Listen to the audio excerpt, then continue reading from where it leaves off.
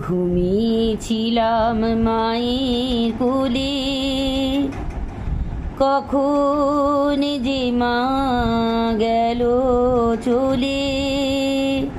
সবাই বলে ওই আকাশে লুকিয়ে আছে, খুঁজে নাও ও তোতা পাখি রে।